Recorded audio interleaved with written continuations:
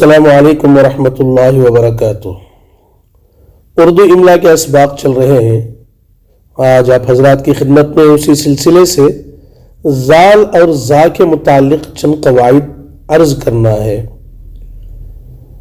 ایک لفظ آتا ہے اردو میں ذرا، دراصل یہ عربی لفظ ذرہ کی تخفیف ہے، اس لیے اسے زال ہی سے لکھنا چاہیے، یہی محققین کی رائے ہے۔ بعض حضرات نے کہا ہے کہ زال چونکہ عربی کے ساتھ خاص ہے، اس لیے فارسی کے جو مصادر گزشتن، پذیرفتن، گذاشتن اور ان سے مشتق الفاظ، مثال کے طور پر گزشتہ، پذیرائی، گزارش، گزرگاہ، فروگزاشت وغیرہ الفاظ آتے ہیں، ان کو زال سے نہیں زا سے لکھنا چاہیے۔ لیکن بعض اہل زبان کے نزدیک فارسی مصادر گزشتن، گذاشتن اور پذیرفتن کے جملہ مشتقات زال سے ہی صحیح ہیں، جیسے گزشتہ، گزشتگاہ، گزرگاہ، درگزر، راہ گزر، راہ گزر، پذیرفتہ، پذیرائی، سرگزشت، واگزشت، اثر پذیر، دل پذیر وغیرہ۔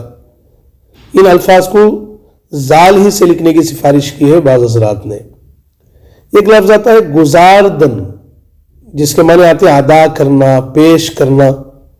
اس کے مشتقات کو زال سے لکھنا صحیح ہے، اس لیے کہ یہ مصدر گزاردن زال ہی سے آ رہا ہے، جیسے گزارش، باج گزار، خدمت گزار، شکر گزار، نماز گزار، عرضی گزار، مال گزاری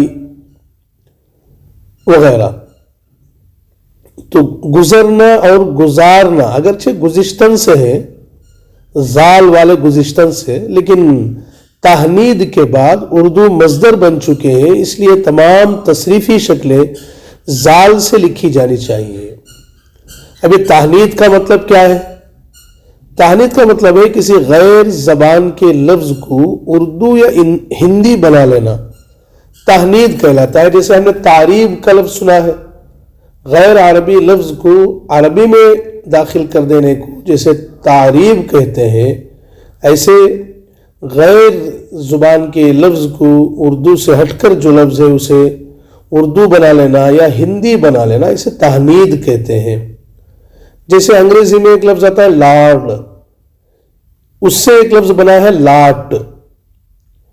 اسی طرح افراط تفریط سے افرا تفری بنا ہے، تو اسے تحنید کہتے ہیں۔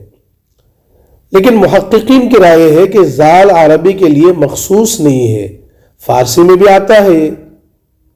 اس واسطے مذکورہ اوپر کے جو الفاظ ہیں، ان الفاظ کو زال ہی سے لکھنا چاہیے، زا سے لکھنا نہیں چاہیے، جیسے کاغذ، آذر اور اسی طرح اوپر والے سارے الفاظ جو مثال میں پیش کی گئی ہیں۔ ایک اور قاعدہ ہے کہ آذر اور آذر یہ دو لفظ ہیں الگ الگ۔ فارسی میں آذر کا املا زال ہی سے ہوگا۔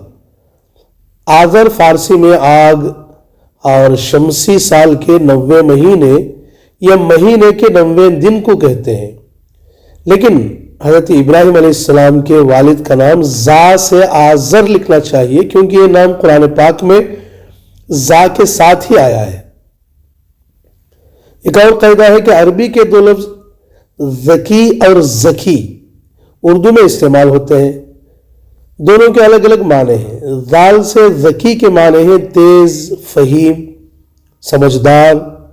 یہ عام طور پر صفت بن کر استعمال ہوتا ہے، اور لفظ ذکی جو زال سے آتا ہے اس کے معنی ہیں پاک، اور یہ عام طور پر کسی کا نام بن کر، علم بن کر استعمال ہوتا ہے، جیسے ذکی الدین، محمد ذکی۔ لہذا اس بات کا خیال رکھا جائے کہ بطور صفت اگر استعمال کرنا ہو تو زال سے ذکی استعمال کریں گے، اور کسی کا نام اگر بولنا ہو تو زا سے ذکی بولیں گے۔ اسی طرح زکریا، زخار، زکوٰۃ، ان 3 الفاظ کو بھی زا سے ہی لکھنا چاہیے، زال سے درست نہیں ہے۔